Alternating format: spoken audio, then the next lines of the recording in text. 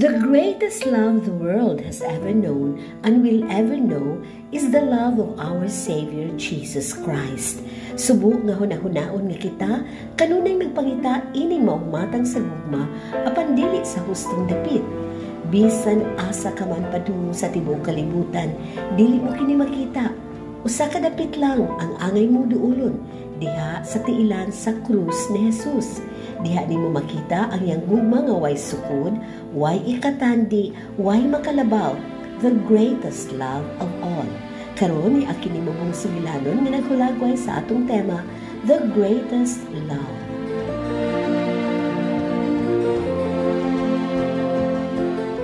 Unsay magisulti, Nathan? Kalimti ko. Kalimta na sa tika, Julie.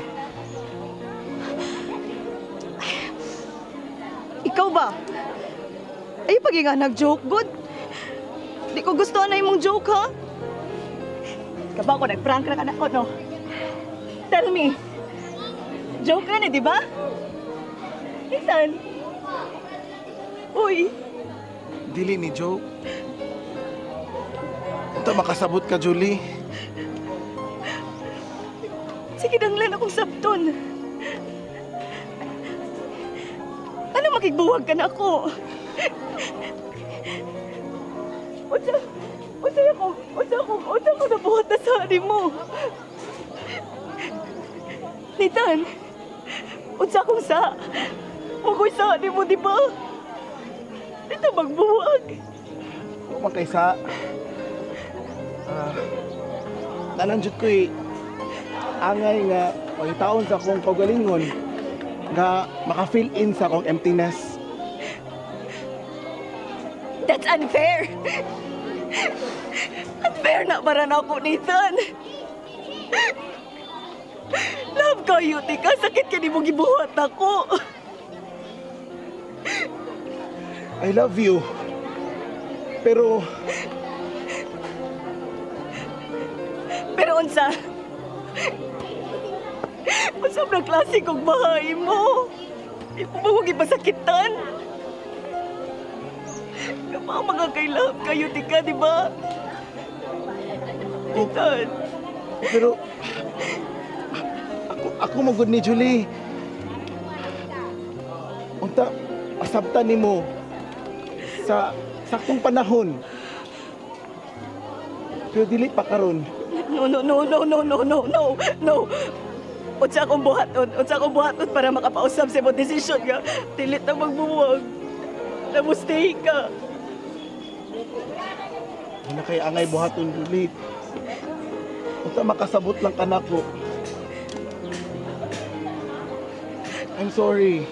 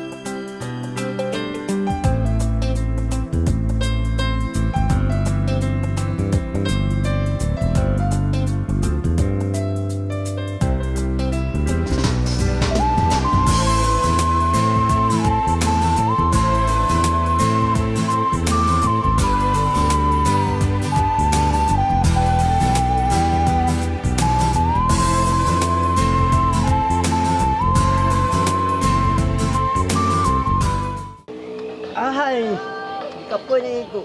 Ari kita mga tuog dre. Ang gilaay na ka, pwede na ka muli. Sus, dili gid ka pwede bayaan. Dako na ko, pwede na ikang biya. Dili lagi pwede. Bantayan tagid ka. Kuyugan gid ka diri. Kinsam gi mong gipaabot ba? Ipaabot ko niya. Kinsam niya? Si Julie. OMG. Unsam ginang gugma oy? Naghuwat ko niya. Ako siyang gignanana. Ay naan na to'y lain lisan ni ka. Giignan tagay huwat lagi ko niya. Siya kasabot. Suko man. Sugara.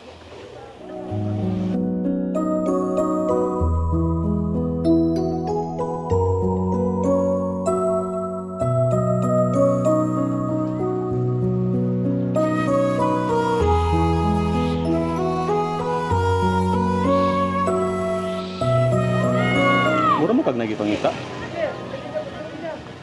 Ha? Wala. Nalipay ra ko nga. Nabalik ko din hi. Tempa. Nga nang imo kong gidadin hi.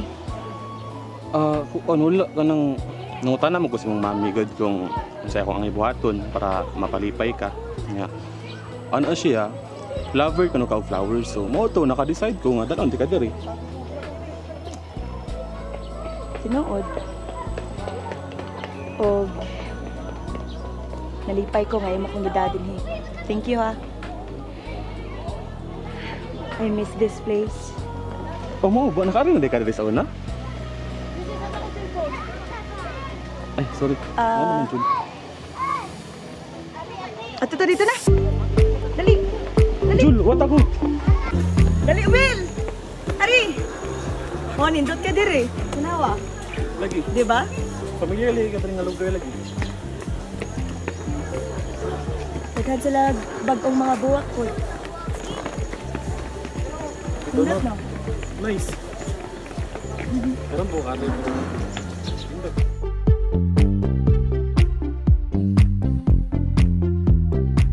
Ay, Jul.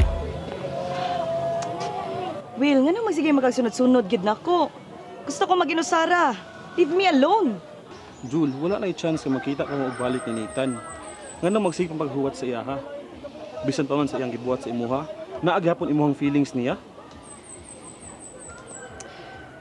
Will, ang tinuod nga gugma. Di basta-basta mawa. Si Nathan gihapon ang nasa kong kasing-kasing. Sa ato pa, Jul, wala na gid ko'y pag-asa sa imuha. Will, I'm sorry. Pero di dyan ako malimtan si Nathan.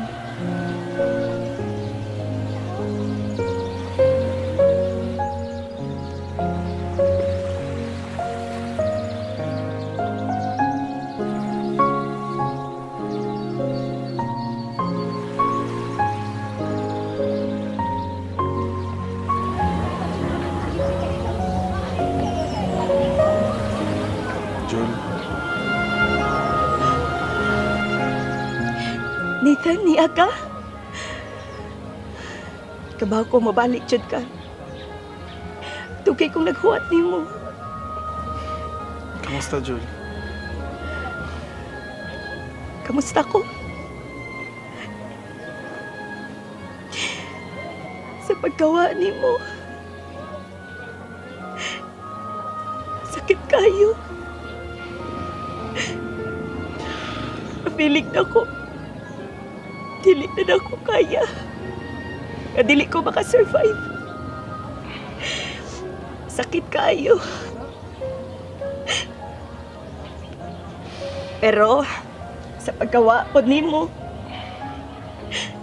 dito na ako nakaplagan ako kaugalingon. Uban ang Ginoo.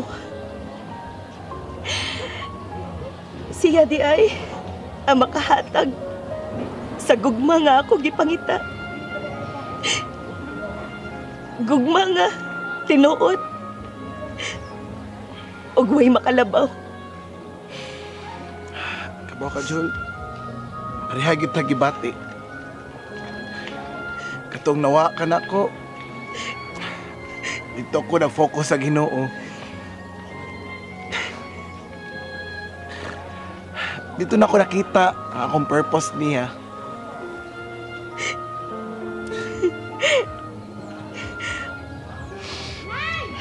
Happy ko makabawa na. Pero, unsay pasabot nimo na purpose sa Ginoo nimo. Nathan, what do you mean sa purpose nimo? This time, Julie. Kabaw ko nga sigurado na ko. Sigurado na ko nga ikaw akong gusto na pangasaon. Remember this ring? Yeah. Katong high school pa ta. Imo nagiuli na ko. Pero karon ako'y hatag niyo balik. I love you. I love you too. Love kay Tika. Love kay Tika.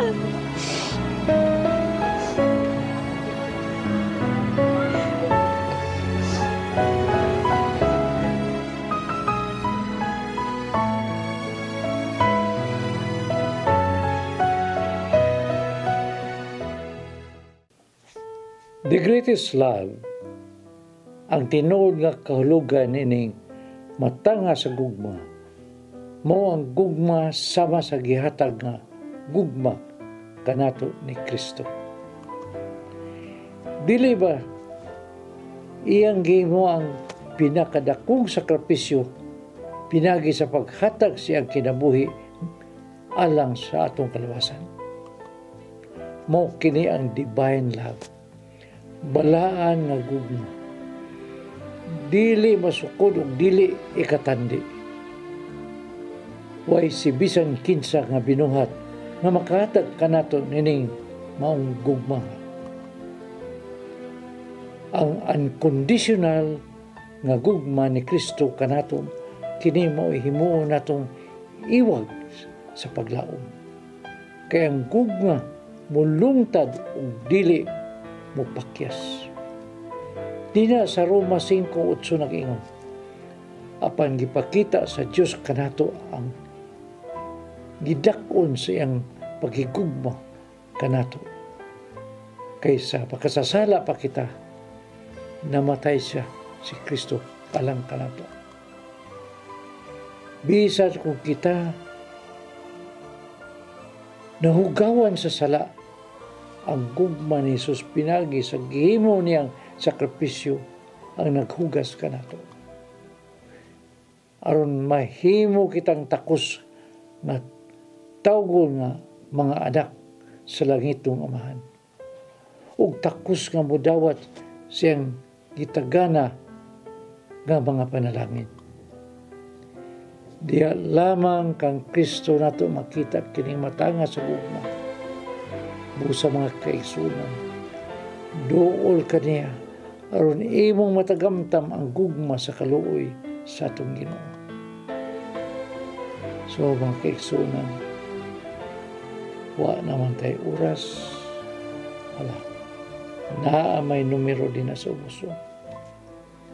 Sugdi na ninyo o pagpadala ang inyong mga pangutana aron usab akong matubak ug inyong madawat ang balaang mga pagtambag. Daghang salamat.